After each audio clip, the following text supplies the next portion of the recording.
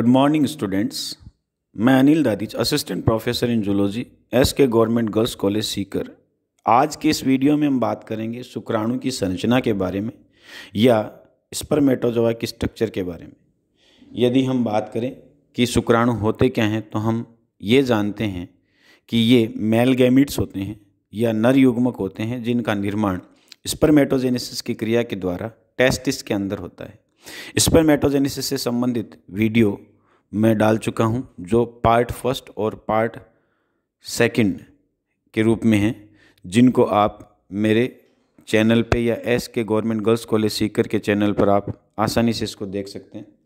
इसके बाद में यदि हम बात करें कि शुक्राणु की संरचना में कौन कौन से भाग होते हैं तो हम ये कह सकते हैं कि शुक्राणु की संरचना मुख्य रूप से 3 भागों से मिलकर बनी हुई होती है। पहला भाग जो होता है वो हेड या सिर होता है। स्क्रीन पे आपके जो डायग्राम दिखाया गया है, इस डायग्राम में आप देख पा रहे हैं कि स्पर्म के हेड या सिर वाले भाग में जो संरचनाएं दिख रही है उनमें से एक संरचना न्यूक्लियस या केंद्रक है, जिसको मैं एनसर्कल कर रहा हूँ। न्यूक्लियस या केंद्रक के अंदर मुख्य रूप से आनुवंशिक पदार्थ के रूप में डीएनए अत्यंत कुंडलित या संघनित अवस्था में पाया जाता है। ये डीएनए इनएक्टिव कंडीशन में होता है या अक्रिय अवस्था में होता है, और अक्रिय अवस्था में इसको रखने के लिए कुछ नाइट्रोजनी क्षारक इसके लिए जिम्मेदार होती है। जब निषेचन की क्रिया होती है तो ये डीएनए बाद में एक्टिव हो जाता है तथा रेप्लिकेशन में भाग लेता है। इसके अलावा जो संरचना हेड रीजन में आपको दिखाई देती है वो है एक्रोसोम। एक्रोसोम के बारे में हमने ये पढ़ा था कि इसका निर्माण है वो गोल्जी बॉडी के द्वारा होता है तथा ये लाइसोसोम समान संरचना होती है। और गोल्जी बॉडी के से बनने वाली इस संरचना में मुख्य रूप से हाइड्रोलाइटिक एंजाइम्स होते हैं, और वो एंजाइम निषेचन की क्रिया के दौरान सेल मेम्ब्रेन या एग की जो मेम्ब्रेन होती है उन एग मेम्ब्रेन को डिसॉल्व करने में ये काम आता है। उसके बाद में यदि हम कहें कि एक्रोसोम है वो आगे की तरफ इसलिए पाया जाता है कि मूवमेंट करते समय स्पर्म का जो हेड वाला रीजन है वो आगे की तरफ रहता है, और इसी रीजन को या यही भाग है वो ओवम के अंदर मोस्टली प्रवेश करता है, इसलिए एक्रोसोम आगे की तरफ पाया जाता है। कुछ स्पर्म ऐसे होते हैं जिनके अंदर एक्रोसोम इनएक्टिव होता है तो वो निषेचन में सक्षम हो जाते हैं या इनकेपेबल हो जाते हैं। ऐसे स्पर्म को हम ग्लोबोजूस्पर्मिया के नाम से जानते हैं। तो एक्रोसोम की बात हम कर रहे हैं। एक्रोसोम के अंदर मानव में जो एक्रोसोम होता है उसमें पाए जाने वाले एंजाइम्स में हम कह सकते हैं हाइलुरोनिडेज, कोरोना पेनिट्रेटिंग एंजाइम। इसके अलावा एक्रोसिन नामक एंजाइम इसके अंदर पाए जाते हैं, जिनका जिक्र हम आगे जब निषेचन की बात करेंगे तब और करेंगे कि उनका क्या क्या रोल होता है। उसके बाद में यदि हम बात करें कि हेड के बाद में जो रीजन होता है वो नेक रीजन या ग्रीवा वाला भाग होता है, जिसको आप स्क्रीन पे यहाँ देख पा रहे हैं। इस रीजन में मुख्य रूप से 2 सेंट्रियोल पाए जाते हैं।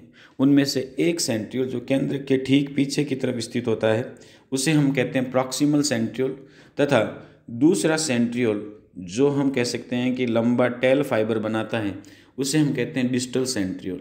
तो यहाँ हम ये कह सकते हैं कि नेक वाले रीजन में 2 सेंट्रियोल पाए जाएंगे, और ये सेंट्रियोल इनमें से प्रॉक्सिमल सेंट्रियोल है वो निषेचन की क्रिया के दौरान स्पर्म का न्यूक्लियस जब ओवम में प्रवेश करता है उस दौरान उसके साथ प्रवेश करता है, जबकि डिस्टल सेंट्रियोल का रोल जो होता है वो टेल फॉर्मेशन में होता है। उसके बाद में हम बात करें कि स्पर्म के अंदर जो अगला भाग होता है वो मिडल रीजन या मध्य खंड होता है। मध्य खंड की खास बात ये होती है कि यहाँ माइटोकॉन्ड्रिया पाए जाते हैं। आप लोगों ने ये पढ़ा कि ये माइटोकॉन्ड्रिया वो स्पाइरल मैनर में टेल फाइबर के चारों तरफ पाए जाते हैं और एक कवरिंग या शीत बनाते हैं, जिसे अपन नेबेनकन शीत के नाम से जानते हैं। इस शीत में लगभग 25 के आसपास माइटोकॉन्ड्रिया होते हैं, और माइटोकॉन्ड्रिया जैसा कि आप लोग जानते हैं कि सेल का पावर हाउस होता है, कोशिका का शक्तिगृह होता है, और यहाँ पर एटीपी का निर्माण होता है। तो ठीक यहाँ भी हम कह सकते हैं कि स्पर्म के माइटोकॉन्ड्रिया के द्वारा भी एटीपी का निर्माण होता है, और इस एटीपी का यूज़ गति करने के दौरान या मोमेंट करने के दौरान होता है। और इसके लिए ये कहा जाता है कि स्पर्म की टेल के अंदर या टेल फाइबर के अंदर एक एंजाइम पाया जाता है जिसे डाइनिन एटीपेज कहते हैं, और ये डाइनिन आर्म में ये एंजाइम है वो स्थित होता है, और ये डाइनिन एटीपेज एंजाइम है वो एटीपी को तोड़ने का काम करता है, जिसके कारण एनर्जी या ऊर्जा मुक्त होती है, और यही ऊर्जा काइनेटिक एनर्जी में कन्वर्ट होकर या गतिज ऊर्जा में कन्वर्ट होकर गति में सहायक होती है। तो ये हम कह सकते हैं कि स्पर्म का जो मिडल जो रीजन या मध्य खंड होता है उसके अंदर पाए जाने वाले माइटोकॉन्ड्रिया एनर्जी प्रोवाइड करते हैं या ऊर्जा प्रदान करते हैं। इसलिए हम ये कह सकते हैं कि स्पर्म का मिडल सेगमेंट या मध्य खंड है वो एनर्जी स्टोर के रूप में माना जाता है। उसके बाद में यदि हम बात करें कि स्पर्म है उसका जो लास्ट वाला भाग जिसे हम कह सकते हैं टेल, तो यहाँ हम कह सकते हैं कि ये जो टेल वाला रीजन है वो सबसे लंबा भाग होता है स्पर्म का, और इसकी सहायता से स्पर्म है वो गति करता है। अब हम ये कह सकते हैं कि टेल रीजन में गति करने के लिए अभी थोड़ी देर पहले अपन ने बात की थी कि एटीपेज डाइनिन एटीपेज यहाँ पर पाया जाता है, और डाइनिन एटीपेज है उसका जो रोल होता है वो एटीपी को तोड़ना होता है, जिसके कारण ऊर्जा वो मुक्त होती है। अब यदि हम ये बात करें कि कुछ स्पर्म ऐसे होते हैं जिनके अंदर टेल नहीं पाई जाती, जैसे हम कह सकते हैं कि एस्केरिस का स्पर्म या क्रेफिस जिसे अपन कह सकते हैं प्रोक्रैम्बस उसका स्पर्म, उनके अंदर टेल नहीं पाई जाती। इन स्पर्म को जिनके अंदर टेल नहीं पाई जाती उन्हें एफ्लैजिलेटेड स्पर्म के नाम से जाना जाता है, और सामान्यतः इनके अंदर स्यूडोपोडिया के द्वारा मूवमेंट होती है। आप लोग जानते हैं कि स्यूडोपोडिया अमीबा के अंदर पाई जाने वाली लोकोमोटर स्ट्रक्चर होती है, इसलिए हम कह सकते हैं ऐसे स्पर्म अमीबोइड स्पर्म के नाम से भी जाने जाते हैं। इसी तरह हम ये कह सकते हैं कि ज़्यादातर स्पर्म के अंदर टेल जो पाई जाती है वो सिंगल टेल होती है, तो उन्हें फ्लैजिलेटेड स्पर्म के नाम से जानते हैं। कुछ स्पर्म जैसे हम कह सकते हैं कि ऑप्सिनस या टॉड फिश के जो स्पर्म होते हैं उनके अंदर टेल की संख्या 2 होती है, और ऐसे स्पर्म को हम बाईफ्लैजिलेटेड स्पर्म या द्विकसाबी शुक्राणु के नाम से जानते हैं। इसी तरह पाइला जैसे जो प्राणी होते हैं गैस्ट्रोपोड्स मॉलस्क होते हैं, उनके अंदर स्पर्म के अंदर टेल की संख्या 2 से ज़्यादा होती है, कुछ मामलों में ये 6 तक हो सकती है। इसलिए हम ऐसे स्पर्म को हेक्साफ्लैजिलेटेड स्पर्म के नाम से जानते हैं। तो हम ये कह सकते हैं कि टेल है उसकी प्रेजेंस और एब्सेंस में वेरिएशंस पाई जाती है, और निश्चित रूप से स्पर्म के लिए ये मोमेंट करने में सहायक होती है। यदि टेल स्पर्म में नहीं हो तो शुक्राणु हैं वो मूव नहीं कर पाएगा। तो ये जो संरचना हम कह सकते हैं कि शुक्राणु की होती है। कुछ स्पर्म या शुक्राणु उनके चित्र आपकी स्क्रीन पे दिखाई दे रहे हैं, उनके बारे में हम कह सकते हैं कि ये अलग अलग प्राणियों के शुक्राणु हैं। कॉर्नर में आप यहाँ देख पा रहे हैं कि ये जो स्पर्म है वो सबसे ऊपर वाला स्टार शेप स्पर्म है, जिसे अपन कह सकते हैं कि प्रोक्रैम्बस या क्रेफिस का है। इसी तरह सबसे नीचे की तरफ हम यहाँ देख पा रहे हैं ये एस्केरिस का स्पर्म है, जिसके बारे में हमने अभी बात की थी कि एमीबोइड स्पर्म होता है। इसी तरह आप यहाँ एम्फियोमा का स्पर्म देख पा रहे हैं, जिसके अंदर स्पर्म टेल है वो एक अंडुलेटिंग जो मेम्ब्रेन है उसका निर्माण करती है। तो इस तरह से यहाँ वेरियस स्पर्म या विभिन्न प्रकार के स्पर्म हैं वो दिखाई दे रहे हैं।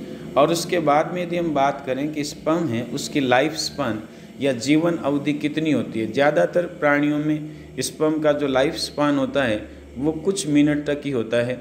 इसके अलावा हम कह सकते हैं कि मानव के अंदर इसकी जीवन अवधि इजेकुलेशन के बाद यानी स्खलन के बाद 24 से 48 घंटे तक होती है। कॉड फिश के अंदर हम कहते हैं कि लगभग 1 सप्ताह तक ये जीवित रहते हैं। चमगादड़ में ये जीवन अवधि लगभग 3 महीने की होती है। और सबसे ज़्यादा हम ये कह सकते हैं कि इनकी जो लाइफ स्पान मानी जाती है वो हनी बी के अंदर मानी जाती है, जो 6 से 12 महीने तक इसकी लाइफ स्पान होती है। तो यहाँ पर हम इस वीडियो में स्पर्म के स्ट्रक्चर के बारे में बात किए हैं। इससे संबंधित और बहुत सारे फैक्ट्स होते हैं जिनको यहाँ शामिल करना संभव नहीं है। यहाँ यदि कोई क्वेश्चन बनता है तो शुक्राणु की संरचना का बनता है, और संरचना में मैं फिर रिपीट कर दूं कि मुख्य रूप से 3 भाग होते हैं। एक भाग हेड कहलाता है, दूसरा मिडल रीजन कहलाता है, और तीसरा जो भाग होता है वो टेल होता है। हालांकि कुछ लोग हेड और मिडल वाले भाग के बीच में नेक जो रीजन है उसको भी इसमें मानते हैं, लेकिन मैंने अभी थोड़ी देर पहले बताया था कि नेक रीजन में मुख्य रूप से 2 ही संरचनाएं 2 सेंट्रियोल होते हैं, और वो सेंट्रियोल प्रॉक्सिमल और डिस्टल सेंट्रियोल के नाम से जाने जाते हैं। कुछ बुक्स में एक शब्द लिखा जाता है जिसे हम रिंग सेंट्रियोल कहते हैं। रिंग सेंट्रियोल वास्तव में सेंट्रियोल नहीं होता या वास्तविक सेंट्रियोल नहीं होता। ये हम कह सकते हैं कि स्पर्म के अंदर जो मिडल रीजन होता है इसका, इस मिडल रीजन के अंदर आप ये कह सकते हो कि एक रिंग लाइक स्ट्रक्चर होती है, और ये रिंग लाइक स्ट्रक्चर जो होगी वही रिंग लाइक स्ट्रक्चर यहाँ पे रिंग सेंट्रियोल मानी जाती है। हालांकि वास्तविक सेंट्रियोल जैसे मैं बात कर चुका हूँ कि यहाँ प्रॉक्सिमल और यहाँ पे डिस्टल सेंट्रियोल होते हैं। रिंग सेंट्रियोल वास्तविक सेंट्रियोल नहीं माना जाता। ये एक हम कह सकते हैं रिंग लाइक स्ट्रक्चर होती है जो माइटोकॉन्ड्रिया को संभवतः बाहर की तरफ या यूँ कह सकते हैं कि मिडल रीजन से टेल रीजन की तरफ फिसलने से रोकने के लिए बनी हुई होती है। तो ये कुछ फैक्ट्स। इसी तरह एक शब्द पढ़ते हैं आप, मैनचीट। मैनचीट हम कह सकते हैं कि वो साइटोप्लाज्म होता है जो मिडल रीजन में माइटोकॉन्ड्रिया को घेरे हुए एक थिन लेयर या पतली फिल्म के रूप में होता है। तो ये शब्द आप इसमें पढ़ते हैं। और उसके बाद में हम ये कह सकते हैं कि स्पर्मेटोजेनेसिस की क्रिया मुख्य रूप से मानव के अंदर 74 डेज में पूरी होती है, 74 दिन में पूरी होती है। और ये क्रिया हम कह सकते हैं कि 11 साल की उम्र से प्रारंभ होकर लगभग 60 से 65 साल की उम्र तक जारी रहती है। हालांकि उसके बाद में इसमें थोड़ी सी बनने में या इसकी जो रेट है उसमें कमी आती है। ये शरीर की फिजियोलॉजी पर डिपेंड करता है। आज के वीडियो में हम इतनी बात करेंगे। अगले वीडियो में हम फिर नया टॉपिक लेकर के हाजिर होंगे, और उसके लिए हम कह सकते हैं कि जो वीडियो बनाए जा रहे हैं या वीडियो ये जो डाले जा रहे हैं वो वीडियो थोड़े से लेंथ में छोटे इसलिए हैं क्योंकि आपके फ़ोन की लिमिटेशन है कि आप कितना इसको सुन पाते हैं या कितना इसको देख पाते हैं, क्योंकि जो डाटाज है वो उसकी प्रॉब्लम होती है। इसलिए छोटी छोटी वीडियो बना करके डाले जा रहे हैं। आप में से कुछ स्टूडेंट्स की शिकायत रहती है कि सर वो ये सारी चीज़ें वो एक साथ मिक्स हो रही है, एक साथ आप क्यों नहीं पढ़ा रहे हैं, ये होच पोच हो रहा है। तो मैं उनको एक सलाह देना चाहूँगा कि आप लोग सिलेबस को पहले देखिए, उसमें जो चीज़ें दे रखी है उसी के अकॉर्डिंग मैं सीक्वेंसली आपको ये टॉपिक्स है वो डाल रहा हूँ या डिलीवर कर रहा हूँ। आशा है ये वीडियो आपको पसंद आएगा। धन्यवाद।